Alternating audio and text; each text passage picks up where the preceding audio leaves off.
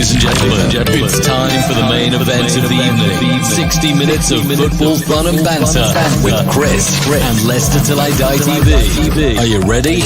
Let's get ready to rumble. Strap yourself in, because we're set up, switched on and ready to go.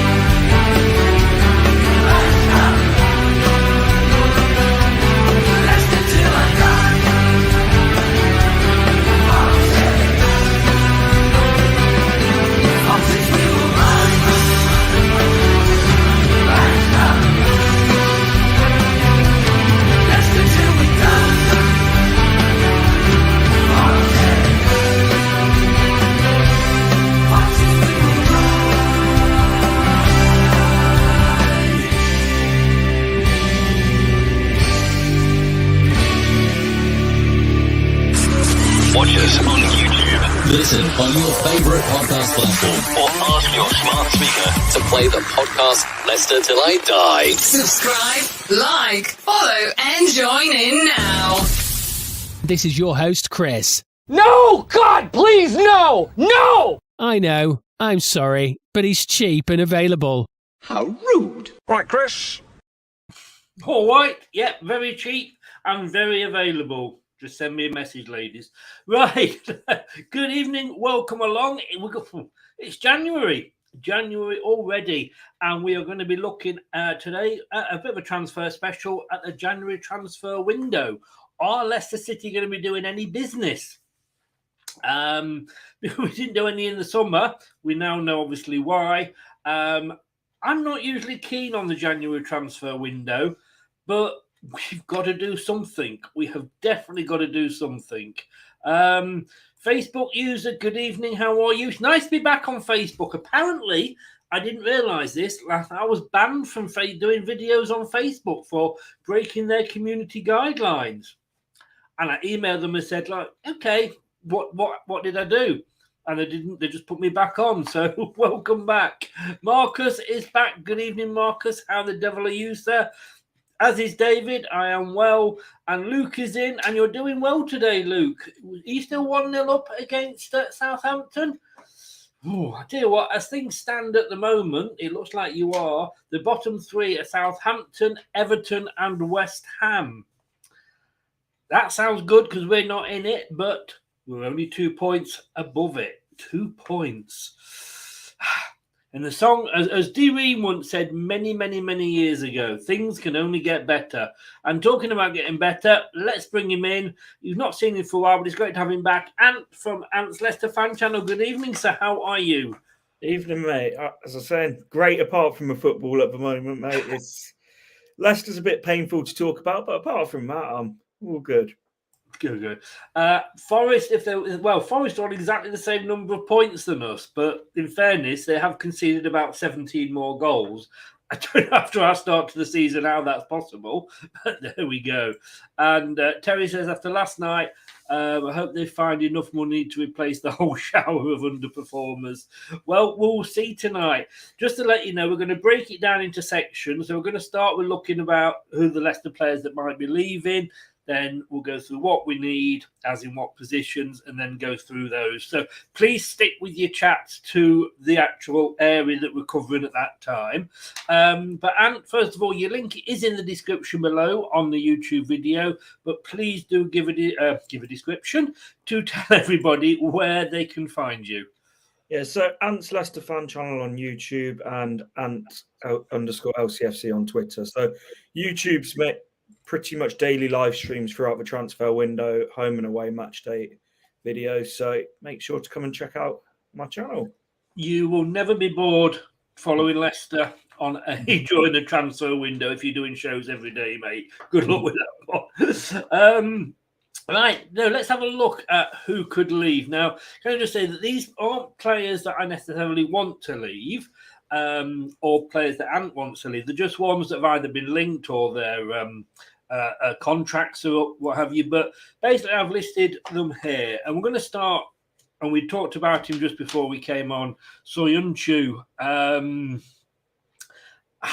don't understand why he's not getting a game, and yet he's not good enough for a team that's, well, performing badly in the Premier League, and he's being wanted by a regular Champions League quarter-finalist team.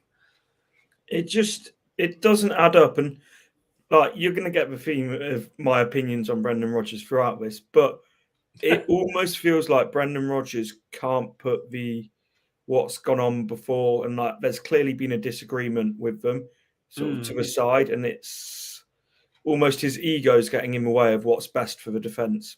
Yeah. Because say what you want about Amati if he's come in and done a half-decent job, or if you think he's not good enough, wherever you sort of stand on that debate, Soyuncu is a level above him, absolute level above him. And the point of people saying, oh, but Soyuncu wants to leave, so does Tielemans, and Tielemans gets the armband every other week. Yes. Exactly. I read it in just to quote one line from Leicestershire Live. The truth is that City's squad isn't small. Rather, the number of players Rodgers trusts is small. And I think that sums it up perfectly, doesn't it? It doesn't. I laughed at that quote yesterday. You know what he said about us having injuries in a small squad? Every team's got injuries. Yeah. Get over it. Yeah. You're a Premier League manager.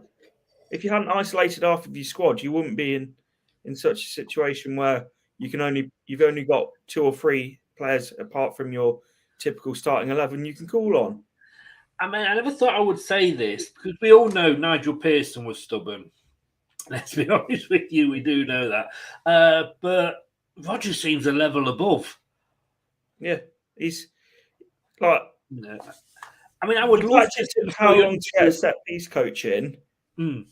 That is pure stubbornness because of the fact that we went through a period where he was asked if we had a set piece coach and he dodged the question like a politician for months. Yeah, and dodged answering it. Turns out we didn't have one, and then it was 18 months of us having the worst set piece record in the league before that was addressed. It's like, yeah, and Torre, who was apparently one of our defensive coaches, not having the best of starts in his managerial career at Wigan. Who knew? Good evening, James, by the way. Welcome along. I mean, I would love to see Soyuncu and FaZe together. Yeah, the thing is, FaZe is another one. His confidence looks on the floor, doesn't it? Yeah. Like he came in, did really well, and it's just absolutely dropped off. But with Cags, I don't want to, as I say, blame Brendan completely because there'll be Brendan's side of what's happened. There'll be Soyuncu's side of what's happened. It'll be somewhere in the middle, because I can't remember where the quote comes from, but it's such an accurate one where the truth, there's always 3 sides to a story. There's person A, person B, and then the truth. So yeah. Right. But the top managers, they can put these sort of they move beyond these kind of things. Yes. They rise themselves above it, don't they? Like you say. And this is something that has tainted Brendan Rodgers' career, not just at Leicester, but if you look back throughout his career, but he can't put personal issues aside. No. I mean, Bertrand, we don't need to talk about him. I mean, his contract expires in the summer, and I think he'll be gone. Now, Johnny Evans, I love Johnny Evans, don't get me wrong. I can remember his debut, which was awful, and he slowly got better. But can we afford to pay somebody, and let's face it, he's not going to be cheap. He's going to be on decent wages, I would imagine. Somebody who is injured more than he is not injured. I mean, he's of an age now where, let's be honest, you get an injury when you are 19, 20, 22, something like that, and you recover quite quickly.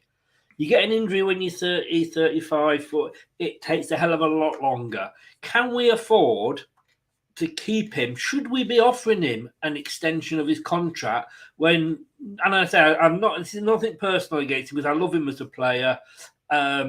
Should we not be letting him go? Yeah. If we keep him, it's purely sentimental. Like, he was a brilliant player for us for a few years, but he is never available for us. And this is a big gripe of mine, and it really annoys me. I've seen people say, let him go into coaching and let him become a coach of a club. No, let him go and do some experience of actually learn how to. I think I was one of those that said that you had to go out, wasn't I? Probably at some point. Yeah. But let him go and actually gain some genuine experience of being a coach before he comes into a first team Premier League setup and become a coach. And there's also, I've always said this, no matter who you are, I'm never a fan of a player instantly retiring and then becoming part of the coaching setups, because I still think you're too much of friends with the squad instead of being respected as an actual coach, because it's a different relationship with having coaches there and not even your senior players. It's two different things. Yes, I agree. I agree with you on that one. I mean, if they do stay with the club, then let them start with the youngsters and work their way up as they get the badges. But Vestergaard, I don't know if his contract's up in the summer or he's got a bit longer than that. But again, he's on the way out, isn't he? No, I hope so. Like, the thing is, I'll get laughed at for this, but I don't think Vestergaard's that bad of a player. He just does not suit what we try and do at all. No. It's like, if you played a back five, sat deep on the edge of your box, and were playing a low block, I don't think he would be horrendous. But you're playing someone up on the halfway line who's got the turning circle of a bus. It's like, you're setting him up to fail. Yes, you are. No, you are, and it comes down to the management. Is surely we should be buying players that will fit into the style of play that they want, rather than buying players just for the sake of buying them on an emergency whatever, and then trying to change them into what we want. Surely it's better to buy the right players in the first place. The thing is, if you're going to try and mould a player into what you want, you don't buy a 29-year-old centre back. If you're going to try and mould a player, you buy a youngster that's going to got that development. But the problem being, you cannot develop like pace. He is as slow as they come. Yeah. Mendy, what are your thoughts on Mendy? I mean, I did quite like Mendy, and I thought he did all right. And I think, he's had some good games for us. But with Samari improving the way he has, and for me, Samari is a starter over Ndidi. He is almost surplus for requirements in that defensive midfielder role, isn't he? He is, but with the injuries we've got, I would be holding on to him to the summer, because we haven't got Samari. KDH is out now. And Ndidi, whilst he's fit now and still out of form, Ndidi won't stay. Ndidi, the probability is he won't stay fit. So if I was Mendy, I'll be banging on Brendan Rodgers' door saying, I want to go, I want to play football, because he doesn't do a bad job for us. No, he doesn't. I don't think we can afford to lose him in January. I don't think he's a long-term answer at all. But at the same time, we can't lose all the depth that we've got in our midfield. We spoke briefly before the show started, and we spoke about injuries, and every club gets injuries, but I've never known it as bad as it's been under Rodgers.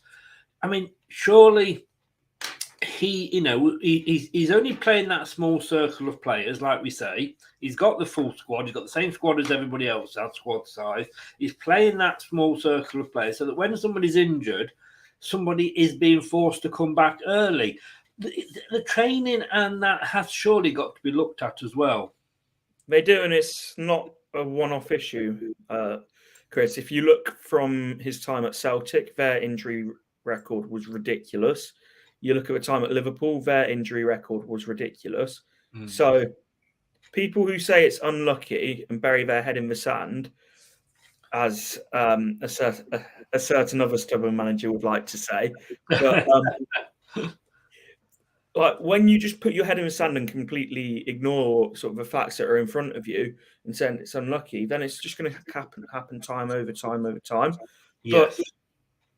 But there's a reason that I think it happens. I think, and this is complete opinion without knowing, I think that from what you read and what you see, our training is far too intense for sort of like a consistent basis. And then we play the same 16 players every game. Of course, you are going to pick up injuries. Like I know people always go on about Pep and like the bigger clubs rotating their squads. Even look at the likes of Brighton rotating their squads back much better than we do. Like it's not just the bigger teams that have squad rotation and squad management. Brighton's, if you look through the amount of players that Brighton have used this year, that even Fulham, like, so it's a cop out answer saying that, oh well, we don't have the squad to do it. It's like, well, that is his job to get the best out of our squad. Oh, it is. It is. And you know, if the players he's got don't fit into the system because of injuries, then he has to play to their strengths. Pratt looks like he's on his way out. The Torino MD or chief executive, whatever you want to call him, seems is over in London talking allegedly to us and West Ham. Again, suffered that unfortunate injury, but another player who said he wanted to stop and fight for his place, and then Rodgers seemed happy, but then he kind of, when he had the chance to play him, he didn't. Typical Rodgers. Right. I like Dennis Pratt, but as much as he said he wanted to start and fight for his place, you could see it coming a mile off at him still not get a look in. Yeah, well, we're back to the old favourites tag, aren't we? You know, Chowdhury, I think, you know, he's going to be on his way out if he's been loaned out. Now, Perez, believe it or not, the guy that does my match report, and I hope his dad's well because his dad fell down after the game and had to have medics and he was in hospital overnight. So, Brian, hope your dad's okay, mate. I don't know whether you think Brian fell over as well or not, but he actually picked Perez as his man of the match last night. The thing is, he's not played too badly recently, has he? The thing is, he had that awful miss yesterday, and that's what will stand out from a game because it was a sitter. Yeah. But the overall rest of his game wasn't poor, but we're really scraping the barrel for standards of sort of what you're looking for. Yeah. But my thing is, if another player who wasn't Iosi Perez had the performance he had yesterday, people will be saying, oh, he's done well, he's done. But because I think that I almost feel like there's this, and I hate to say this, there's a side of the fan base that want to see Perez fail because they're giving him this tag now. Yes. I don't think he's good enough for Leicester. I really don't. But do I think he was awful yesterday? He was one of our better performers, if we're honest. And yes, he should have scored. I think there'll be no one apart from his mother who says he shouldn't have scored that. But then we could say the same about Vardy, couldn't we? He had a great opportunity that the Vardy of old would have just slotted away, and he shot it. Shot it across the ground. It was like a daisy cutter, But he doesn't get he doesn't get shouted at like Perez does. But that's another topic for another day. Now, these are the areas that I am sort of wondering, where do we need to strengthen? I mean, Dubrovnik, and we'll come on to him in a second, as a goalkeeper. Do we stick with what we've got? I mean, Smith is just there making the numbers up, let's be honest with you. Do we need to go out and spend money on a goalkeeper? I'm going to say no, but I don't think Danny Ward's the answer. And this sort of refers to it's almost going back on the point of players that have been linked away. Daniel Iverson, again, has been linked away with a move to the Championship from Alan Nixon, who knows his stuff about Championship football. The problem I've got with goalkeeper, if Danny Ward was smashing it week in, week out, you would understand why Iverson isn't getting an opportunity. But he's not. Like Danny Ward, as much as he's improved, he's still not Premier League standard, if we're being completely blunt and honest with it. Iverson last year went to the Championship, went on loan to Preston, did his so-called apprenticeship in the Championship, and was the best young goalkeeper in the Championship last year, or at least one of the best. So the fact that he hasn't got a minute yet in the Premier League, for me, I find absolutely ridiculous. And I can see him being one of those players that we look at in 2 or 3 years and think, how have we let him go? Yes, I mean, we won't know because until he gets the chance, will we? And we didn't really know about Danny Ward until he got the chance. We will see how that one develops. I mean, I think we know we need a left back. We know we need a centre back and right winger. Those go without saying.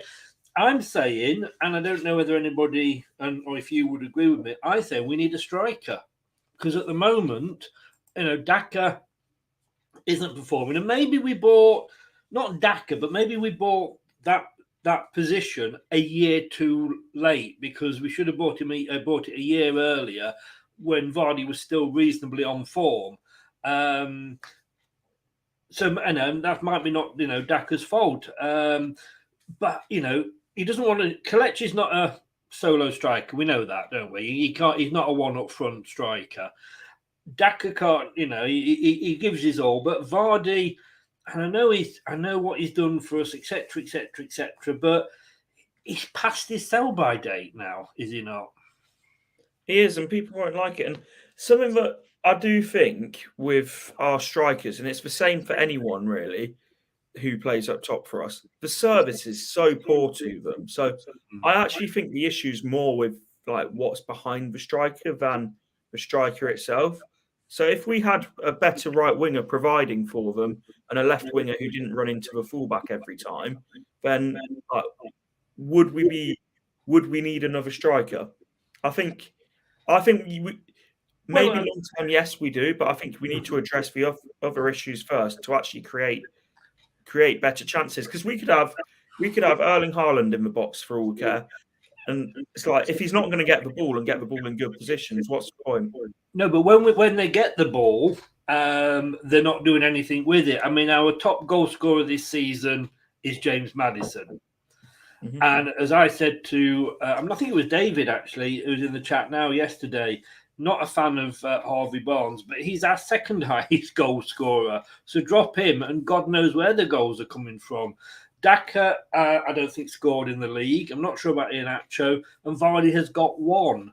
And when you look at, everybody's saying, Perez missed that chance. Vardy had a sitter. All he had to do was lift it over the goalkeeper. And I could say it was a daisy cutter across the floor. And I just think because it's Vardy, nobody will come out and say, oh, he had a bad game, didn't he? The thing is, I don't disagree that, striker does need to be addressed. But I think when we create so few chances in terms of, I know we create chances, but a lot of our chances come from, long shots from midfield or come from sort of our wingers cutting in, or our winger, I think would be a better way to say it, because we've got a winger. Yeah. We don't create a huge amount of chances for the strikers anyway. And the ones that we do create, they should be obviously scoring a bit more than they are. But it just seems like it's a lower priority than when we've got so many glaring holes in our squad at the moment. I think. David's mentioning there, Lookman, if only, eh?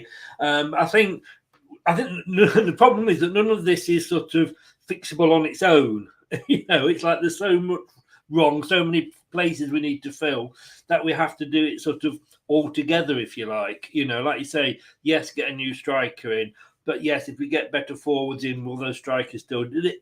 It's a case of, putting the pieces of the jigsaw together. But let's just quickly then let's go through the positions. starting with goalkeeper. I mean, we've been linked with Martin Dubravka at Newcastle United. I mean, he's 33.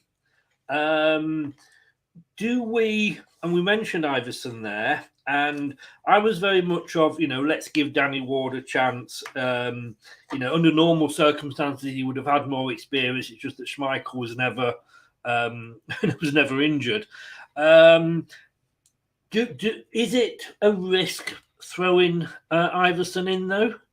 It is, but it's also a risk going to get Martin Dubravka. Look at how he played for United, and his confidence will be on the floor after being discarded at Newcastle at the first possible opportunity. And let's be honest, there's a reason he was discarded at Newcastle at the first opportunity. If he was as good a goalkeeper as people are making out that he is, then he wouldn't have been discarded at the first opportunity. No, agreed. And good evening, Doug. How are you? I think the link is with Dubravka is because of the Tielemans-Maddison links the other way, although according to Eddie Howe, they may not be having that much money to spend. Going on now, this is probably going to be the one that's going to we're going to discuss longest, and that's the defence. And we'll look at it across the whole back line. I want to start with the one at the bottom, though. We do need another centre back, especially if we let Johnny Evans go. We were linked earlier in the season with Michael Keane, and by all means, add if you've heard of anybody we've been linked to, other than what ones I've written down, because I've only written a few down. Please do shout out. But Harry Maguire. Now, I don't think he will leave Man United, but would you take him back? Yeah, on loan, and then I would say take him on loan till the end of the season. Then, if he comes back and was the Harry Maguire that was here before, then sign him. What we can't do, because as I say, confidence is huge, and his confidence has been absolutely ruined at Man United. He was given captaincy far too soon. It was far too big of a step up, and I've never seen a player who gets microanalyzed to a level that Harry Maguire does for every little mistake he makes. But I would take him back because I think that he's an experienced centre back who, is he a top 4 level centre back? No. Is he a decent Premier League level centre back? Yes. Is he an upgrade on Daniel Amati? Do I even need to answer that question? Yeah. I mean, when he left us, he was, let's be honest with you, I know he still is an England international. He'd scored at a World Cup. There was a big club in Man United, and let's face it, they are a big club, whatever we say, willing to spend £80 million. He was good when it is Manchester United that, like you say, have destroyed him. But not just him. He wasn't the only one that was playing badly in that Man United team. You give me a name of a defender that was doing well there. But yeah, I mean, I would love to have him back. I really, really would. I can't see him wanting to come back to Leicester, how many pelters he's taken from our fans, though. That is true. But then again, if Soyuncu goes, he hasn't got a dick comparison to go up against, has he? Michael Keane at Everton, we always seem to be linked with him. But as Terry says here, can't even get into a poor Everton side. Yeah, it's like, what a great idea that is. Go and sign one of your relegation rivals candidate centre-backs who's not good enough to start for them, who concede more than us on a weekly basis. It's like, the logic is baffling. Just 2 words. Ryan Bennett. It's... You never, and Ryan Bertrand and Jan Vestergaard, who were part of the team. That, although, in fairness to Ryan Bennett, Ryan Bertrand, he did go off before they conceded sort of 9 goals. But the latest one that's come up though, and I can't even attempt to pronounce his name, but the young lad from Copenhagen, we'll call him Victor for now. Christiansen. Thank you. It's easy for you to say. I'm quite excited about this one. I am. And the thing is, I feel like a couple of years ago, I'll probably be more excited of this profile of player because it's a lot easier for a player like this to come in to a team that's already doing quite well and a very settled team, a young player coming in from like a big club in Copenhagen, but a big club in a poor league.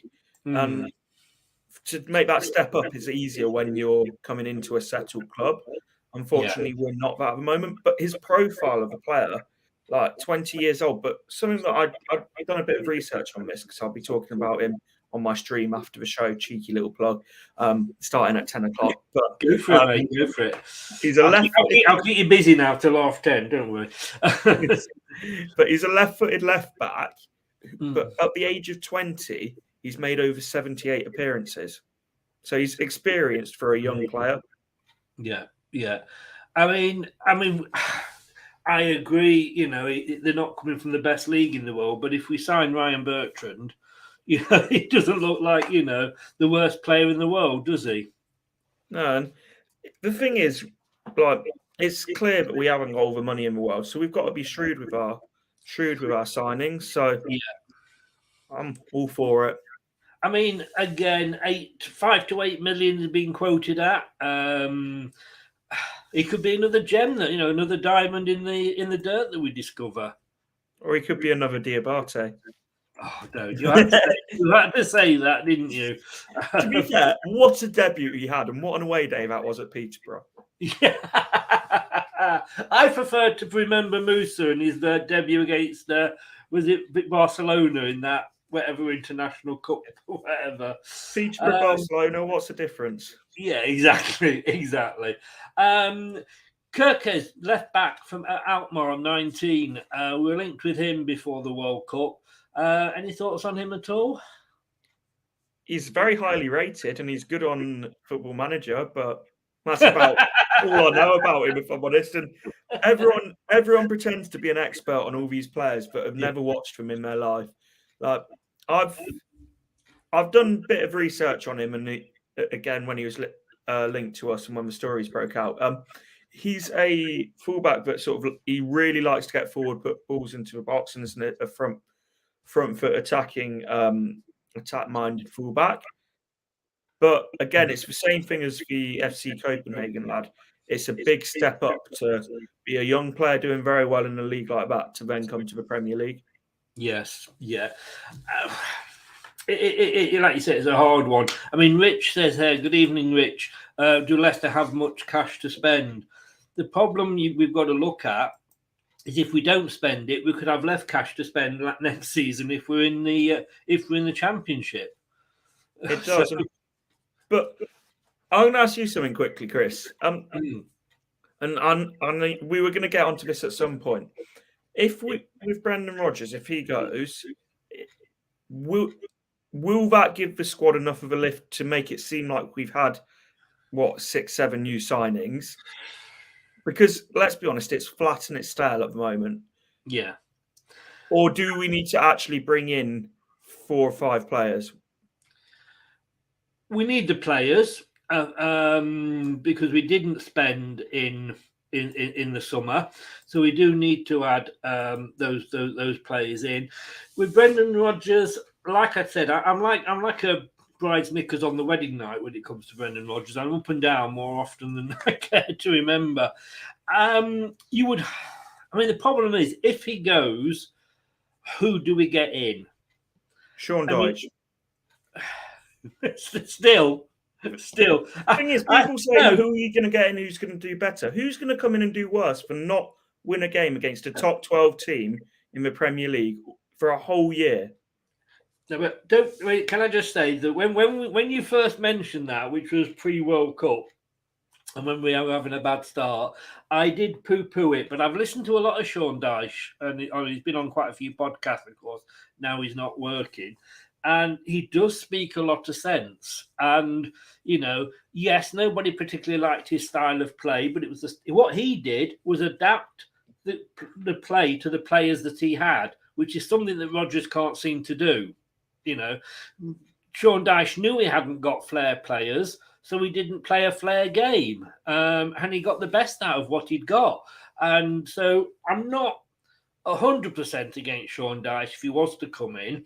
I don't think there's many other opportunities, and I think I think if I'm honest with you, I think we've missed the boat. I think it should have been done whilst the World Cup was on.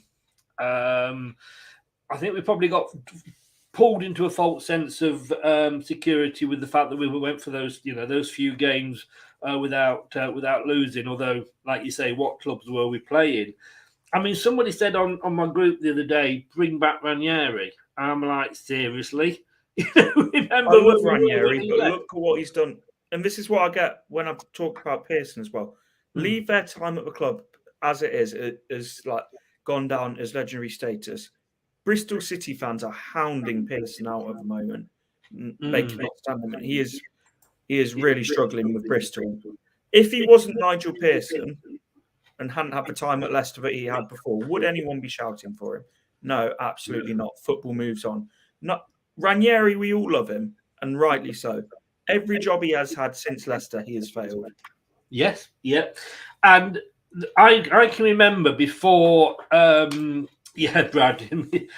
I'm actually not being so anti-Potter at the moment, but I can remember before when we first appointed Ranieri, I think it was an Italian psychologist or sports psychologist that said, what you'll find with Ranieri, he'll go in and he'll have a good first season, and if he's second one, and then it all goes wrong.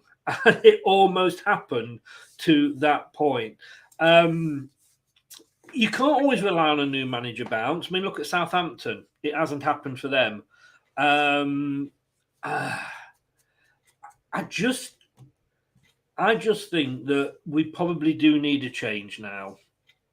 If only to bring in not just fresh players, but if you bring in fresh, if you pour fresh milk into sour milk, you're still going to have sour milk. And if you bring a manager in with the players that we've got, you would hope to see some change. But with all the injuries we've got, are they going to be any better off? But I am edging towards maybe a change is needed at the top. It is, but the thing is, if we keep waiting and waiting and waiting, it's just going to be far too late. And I feel like that, and I've said this before, that he should have gone a long time ago. And if the club was as ruthless as it was a few years ago, then Brendan would have gone the first time we dropped him to the relegation zone. I agree totally, because I said to you before when I did that Brendan Rodgers get out of my club post for the BBC at the start of the season, Ranieri would have been gone by then. Ranieri was sacked and we were 17th. Rodgers was there and we were sat 18th now. I think we were bottom, weren't we, at one point? So yeah. I think, if I'm honest, I think it is time for a change. Whether Top will, because obviously during the summer he felt guilty at not being able to back him, I don't know. We will see, but I think it is time for a change, and I think you were certainly on that side of the fence as well, aren't you? And the reason I worry that it won't happen is I feel like there's too many personal relationships behind the scenes compared to business relationships, and as soon as they start to get interchanged, it becomes very difficult. Yes. I mean, you did mention it before. That Top isn't his dad.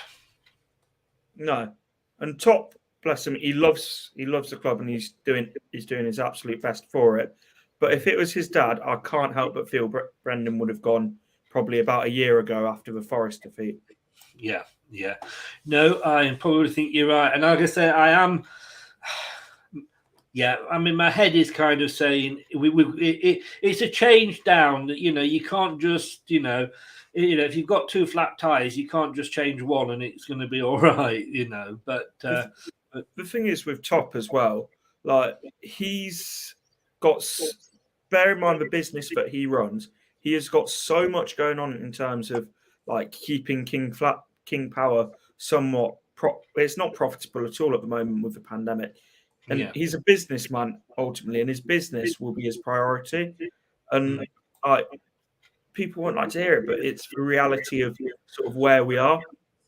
I mean, if he doesn't have a business, we basically probably don't have a club. Yeah. But it's worrying times. But anyway, let's have a look at defence. We've had a look at the defence. So let's have a look at the midfield. What are your thoughts on this Moroccan? Yes, he had a good World Cup. Who are he? Or more of a who are you? He's at Angers, and we do get some quite decent players from the lower reaches of French football. 27 million for centre midfielder.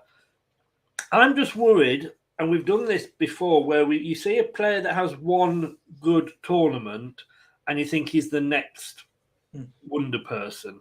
So one thing I'll say with this, and this comes from Rob Tanner, is he was scouted before the World Cup. Oh, was he? Right. And he was a player that the club were looking at, but before the World Cup. But because of the World Cup, his value has probably skyrocketed to above what he's worth. Right. But I don't know. He looks a half decent player, but like I'm never a fan of like the inflated feet. And now because of the World Cup he's had, it would be like, do you remember Golovin a few years ago for Russia, who was absolutely brilliant? Yeah. But everyone expects him to go on to be a world beater. I just think he's a half decent player that could become very good. Yeah. But it's like could become very good. If we're going to pay 30 million for a player or 27 million for a player, you need a player that's almost about Tielemans sort of Maddison level, where you can see they will become a very good player, not they could. Yeah. I mean, the problem is that go looking at the next one, Etienne Kamara, midfielder from Huddersfield Town that we've been linked with. Sounds a really, really good prospect, but is he the sort of player we need now? And, it's no good spending what little money we've got on players that, are going to come good in the future. We need to kind of, buy those plugs for the gaps now, don't we?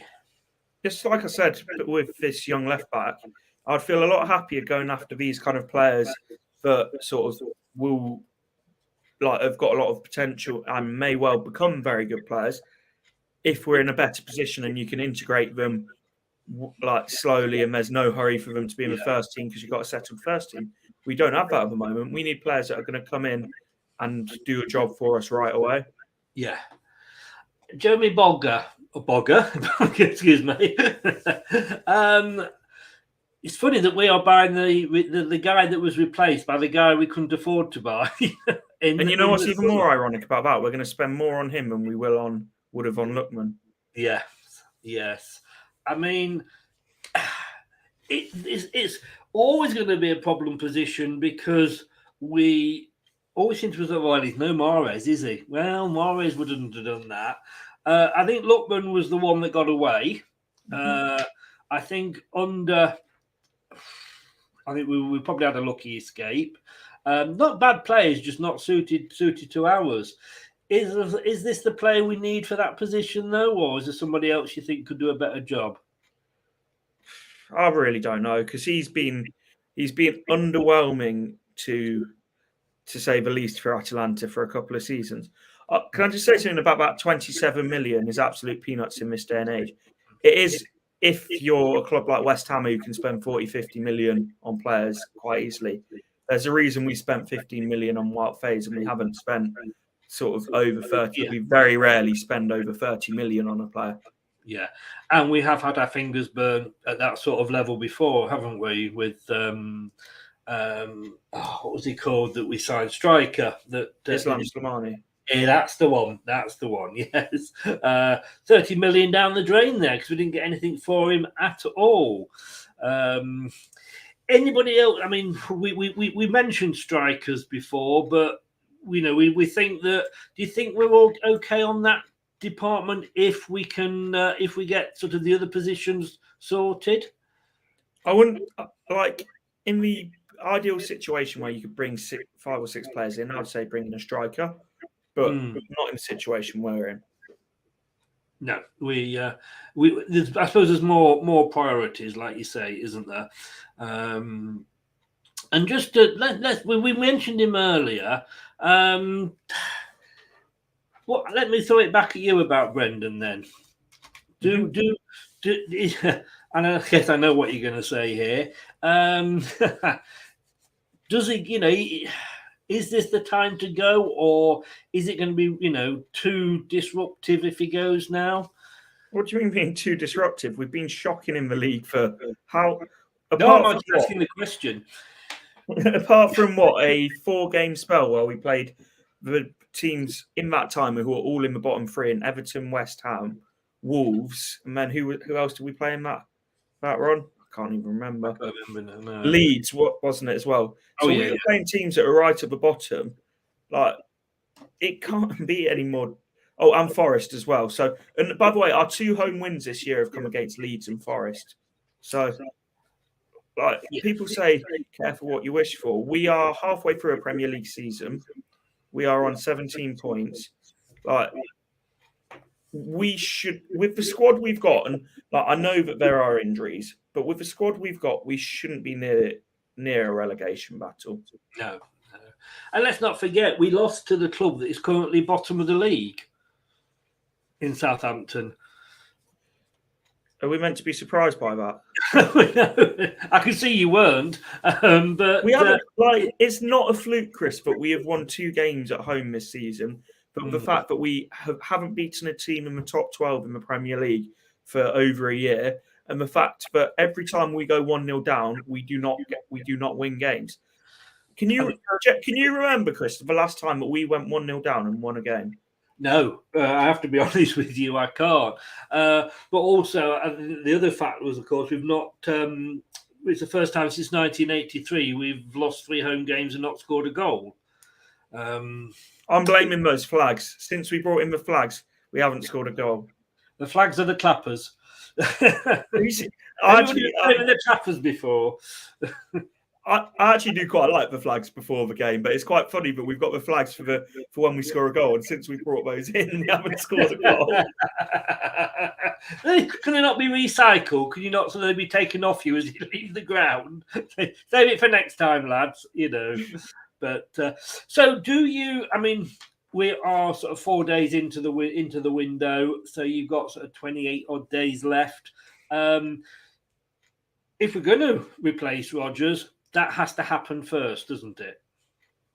Well, to an extent, but if you look under Puel, and this is where I disagree to an extent that it has to happen first. If the club are bringing in specific type of players that can play a specific type of football, then I wouldn't say you do need to bring in the manager first. And I keep going to Brighton as an example, but I think it's a brilliant example to use because their players were brought in like by the club and then just get the approval of the manager. If we were to do that, and say if we were going to go and get a manager from, say how Brighton did it, they went out and saw what Graham Potter was doing at Östersund, a small club in Sweden, massively overperforming for a large period of time. And I've forgotten the name of the method Matt Piper said about it. Where you get Moneyball, where you go and get someone who's consistently overperforming the stats of what you'd expect for the club that they're at. So if we were going to go and do that and get a manager from Europe to go and come in and try and do that at Leicester, then I would say no. But if you're going to go for a Sean Dyche approach of someone, a safe pair of hands, then I'll say yes, but you do need to wait. So it really depends what kind of manager you look at next. But I don't think we're in the position that we can take a risk on a manager from like a European team that's overperforming in their league, but come to the Premier League and do it. Because when Brighton did it with their hand was forced, obviously, with Potter leaving, but they did it with in a very healthy position. We're not in a healthy position. No. It doesn't help that breaking news, and I've seen it, that Leicester City are being sued at the moment. Who by? We're being sued for false advertising. The fact that it says football manager above Brendan Rodgers. I thought that was funny. I'm sorry. I thought that was obviously I was the only You're one. a few weeks late for the cracker jokes. Yeah, you're never too late for a good cracker joke. Oh, brilliant. Well, hey, look, and I appreciate you got your own show coming up over on Ant's Leicester Fan Channel. Give it a plug. What is it about? When is it? So Ant's Leicester Fan Channel, we'll be talking about this young lad that we have been linked to from Copenhagen. Alan Nixon, again, who knows his stuff regarding the Championship, talking about Iverson potentially going to Stoke City, and also Mendy being linked to Fenerbahce. So all of today's transfer news regarding Leicester. Well, thank you for coming on. Hopefully we'll speak again soon, and hopefully it will be in better circumstances, and who knows who might be top of the tree in the manager's chair then that happens. Ant, mate, I appreciate you coming on. Thanks very much. Happy New Year to you and yours, and we'll speak soon. Yeah, talk to you soon, mate. Bye. Take care. Bye-bye.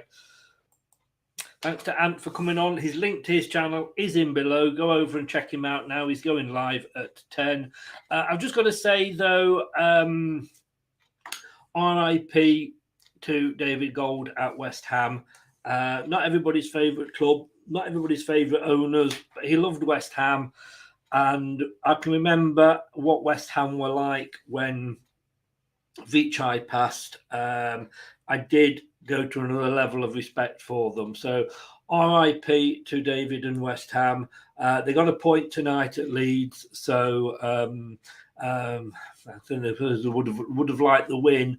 The next time, well, they've been away at Leeds. I'm sure the next home match they'll be doing something. So, excuse me. Like I say, all I can say is RIP to David Gold and his family and everybody at West Ham.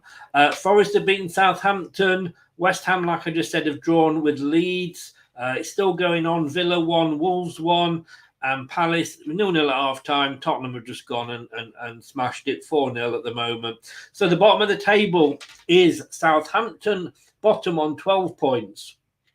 Everybody's played 18 games except Leeds, who have played 17. Everton are in 19th on 15. West Ham are in 18th on 15. Bournemouth 17 on 16. Wolves 16 on 16. Forest 15 on 17. Leeds 14 on 17. Leicester 13th in and on 17. And then there's a bit of a gap, 4 points. There's a bit of a gap developing to Aston Villa, who are in 12th on 21. We are 2 points off the relegation zone.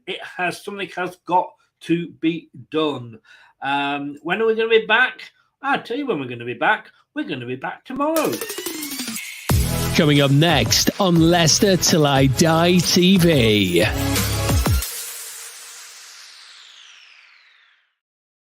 £9 tomorrow. We are going to have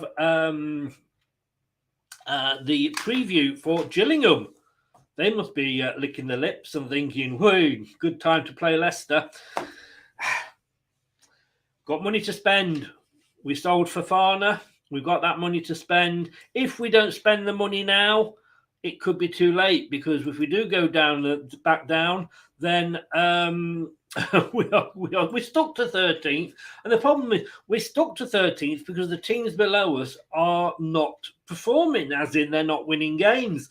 But we can't rely on them. We cannot say that we don't get relegated because those teams happened to sort of lose more than we did. I mean, that's obviously one of the reasons why you don't go down, but you know what I'm saying. Anyway, money has to be spent, otherwise we'll be spending parachute payments. And when that happens, I dread to think it. I dread to think it, because I don't think we would do a Burnley and come straight back up. I mean, looks like they will. They're not actually there yet.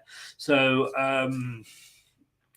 all the inconsistencies helping you, but one team will find form and start smashing a run together. Not just one, Luke. I think 2 or 3. I mean, you know, I've said with Forest, I don't think they'll go down. We have got to seriously look at what is coming up. David says, just to say thank you, Chris. All you do for us Leicester fans, your streams are really well conceived and run and thought.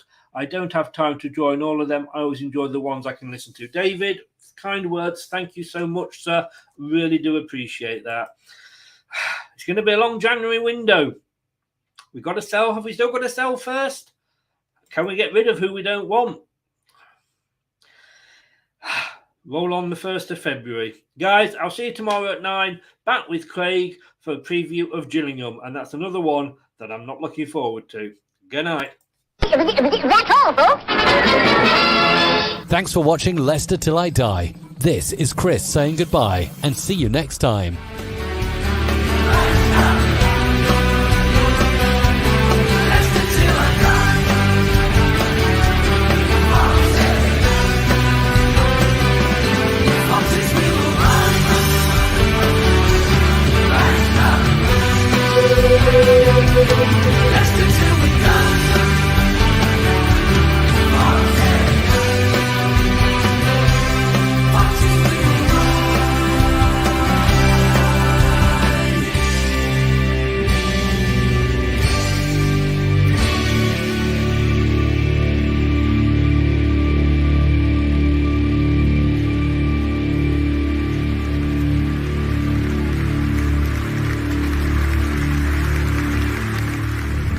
Thanks for watching. These videos are tremendous. You better like them too, or I'll be back. Leicester